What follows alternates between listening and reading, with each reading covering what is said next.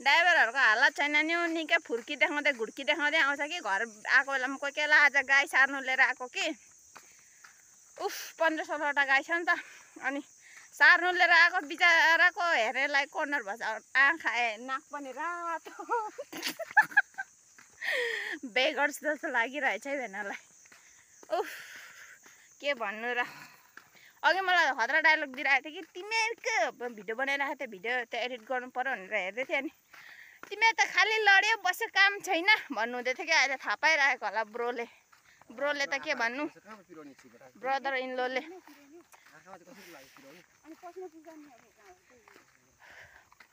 पसिना खलखली बनाइदिएको छ जिन्दगीमा घामले हो अब हावा मार्दै हिँड्दै म चाहिँ हात्तीको जस्तै आँखा भएर टोपी लगाएर आएको अरे आँखा अलिक ठुलो हुन्छ कि खोलिन्छ कि भनेर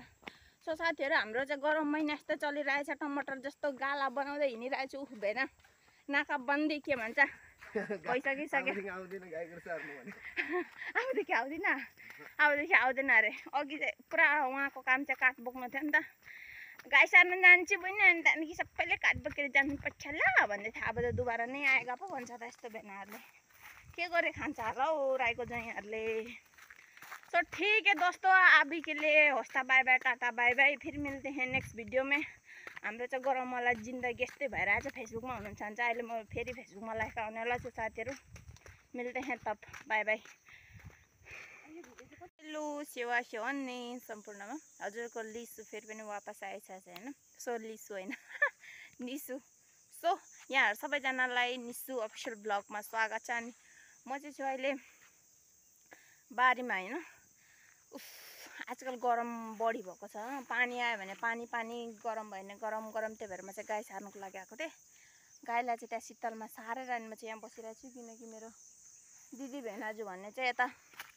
अदबारी हेर्न जानु भएको छ नि त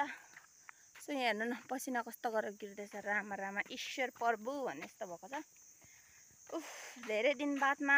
तर अहिले घाम लागिरहेछ भरे पानी पनि आउन सक्छ किनकि यहाँको मौसम बहुत उयो भइरहेछ हेर्नु न बादल त्यस्तो भइरहेछ नि निलो आकाश त्यसमाथि कालो बादल छाइरहेछ अनि हाम्रो जिन्दगी झन्ड गरिरहेछ घाम र पानीले गरेर सो साथीहरू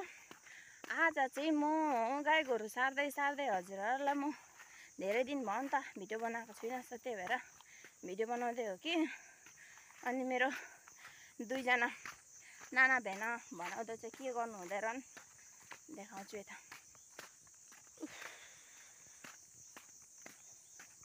तनाव छ ल जिन्दगीमा यो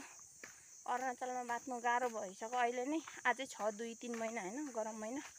कैसे काटेगा पता नहीं कहाँ खोजिसेले कस्तो हुँदो रहेछ त बुढी र बहिनीहरू कसरी काम गर्दछ दसैँ पछाडि गाडी छोडेपछि त यही हो हालत भएन